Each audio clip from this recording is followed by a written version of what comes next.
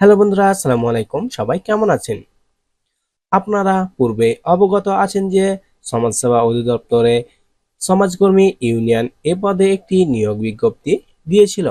এই নিয়োগ বিজ্ঞপ্তিটি শুরু হয়েছিল 11/6/2024 খ্রিস্টাব্দে এবং আবেদনের শেষ ডেট ছিল 18/7/2024 খ্রিস্টাব্দে।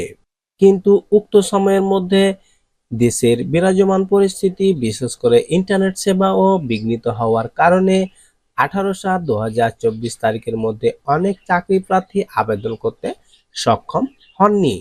সেই পরিপ্রেক্ষিতে সমাজকর্মী ইউনিয়ন পদে আবেদন গ্রহণের সময়সীমা 20/8/2024 খ্রিস্টাব্দ থেকে 3/9/2024 খ্রিস্টাব্দ পর্যন্ত আবেদন সময় বৃদ্ধি করা হয়েছে।